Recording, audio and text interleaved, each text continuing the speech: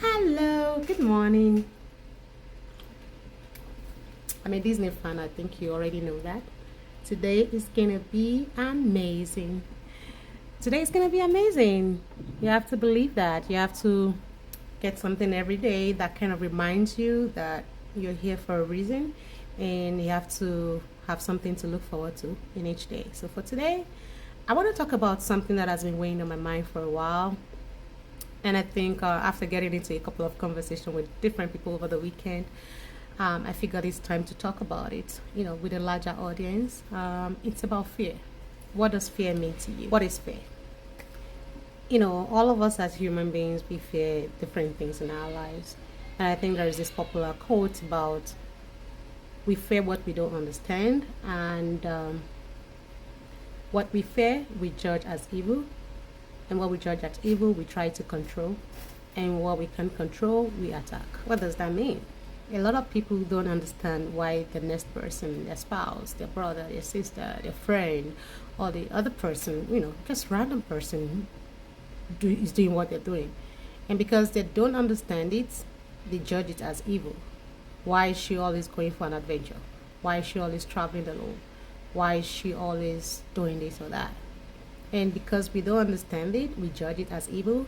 Yeah, she's always traveling because she's probably cheating on her husband, or her husband is cheating on her, or she's looking for something, or something like that. I saw a Facebook post the other day. Someone was doing a live video and talking about she wanted to go on a solo trip for her birthday, and some people went ahead and told her husband that she's probably cheating on her, and her husband kind of just took that to heart and was thinking, "Oh, are you cheating on me? Is that why you're going on a trip by yourself?"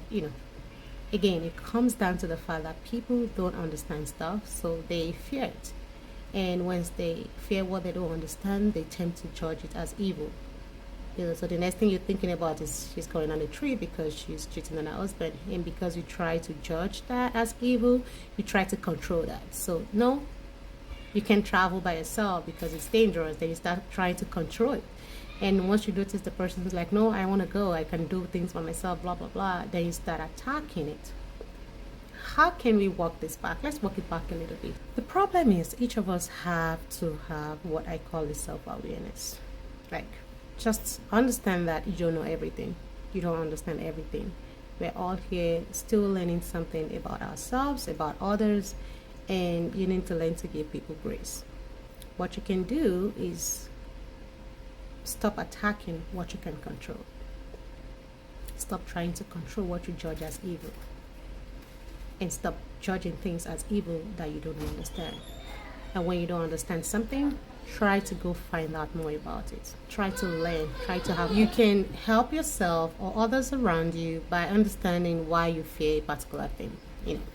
It's because you don't understand it. And once you don't understand something, go on the path of knowledge searching. Try and understand why this person wants to do that thing that he chose to do. Try to understand the person or the situation, because in this case it could be a spouse, in this case it could be somebody you don't even have a relationship with. Instead of standing 10,000 miles away from that person and judging them, how about you go on a self-discovery exploration to just understand what's going on or what this is about, right? And stop judging people. Because if you keep doing that, you're going to alienate. So let me put this into a group of people.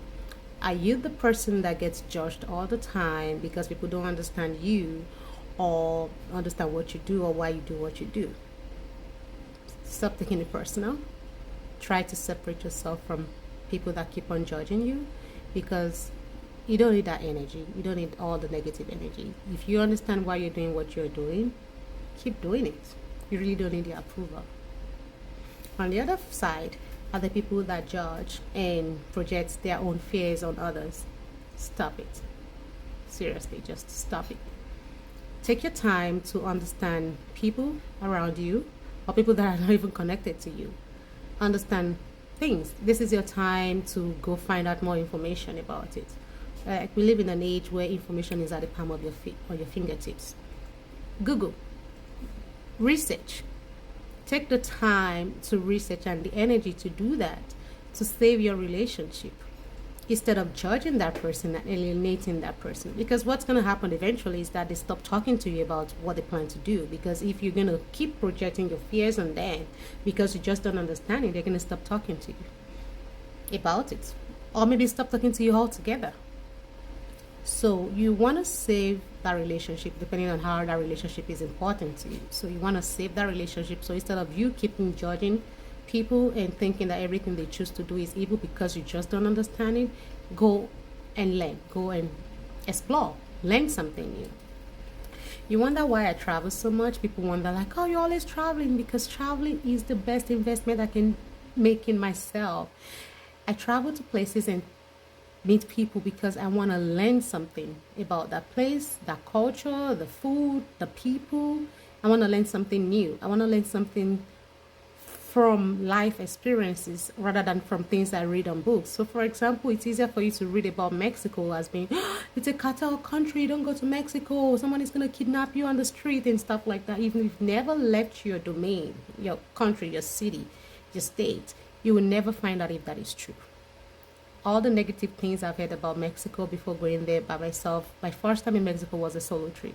If I had believed any of those things, I would never have the kind of joy and happiness that I get from traveling to Cancun. Now, we have a property in Cancun because I didn't let the fear affect me, or the stories I decided to learn about it. Something I don't know about, I decided to learn about. I'm going to share some personal stories.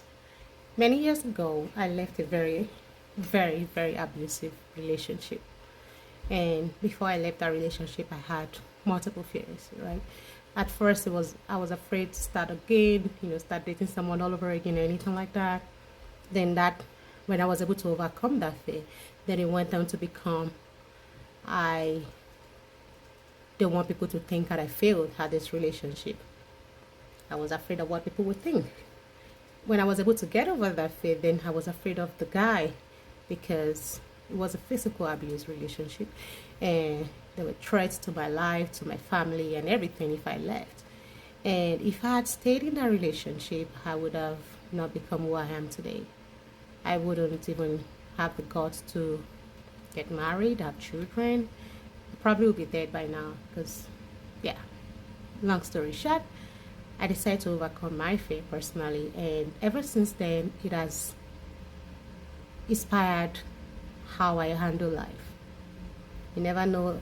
When I tell myself, are you afraid? I kind of question myself, are you afraid because things might go wrong or something? And I remind myself, if you never overcame that fear, you wouldn't even be right here where you are right now. So I jump the loop of that.